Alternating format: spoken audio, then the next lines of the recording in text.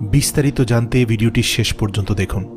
উম্মে শরীক রাদিয়াল্লাহু তাআলা আনহু থেকে বর্ণিত, রাসূল সাল্লাল্লাহু আলাইহি ওয়াসাল্লাম টিকটিকি হত্যার আদেশ দিয়েছেন। তিনি বলেছেন, ইব্রাহিম আলাইহিস সালামকে যখন আগুনে নিক্ষেপ করা হয়েছিল তখন এই টিকটিকি ফু দিয়ে আগুন জ্বালাতে সাহায্য করেছিল। বুখারী এবং মুসলিম শরীফে হাদিসটি রয়েছে। টিকটিকির এই শয়তানি তৎপরতায় রাসূল সাল্লাল্লাহু আলাইহি সাল্লাম তাকে হত্যা করার আদেশ দিয়েছেন। অপরদিকে হযরত ইব্রাহিম আলাইহিস সালামের উপর প্রজ্বলিত আগুন নেভানোর উদ্দেশ্যে ব্যাঙ সেখানে পেশাব করেছিল যাতে আগুন নিভে যায়। তাই ব্যাঙ হয়ে গেল পবিত্র আর টিকটিকি হয়ে গেল মানব জাতির জন্য ক্ষতিকর একটি প্রাণী, যাকে হত্যা করা সওয়াবের কাজ। রাসূলুল্লাহ সাল্লাল্লাহু আলাইহি সাল্লাম তিনি টিকটিকি হত্যার আদেশ দেওয়ার পর থেকে আয়েশা রাদিয়াল্লাহু তাআলা আনহা টিকটিকি হত্যা করা শুরু করেন।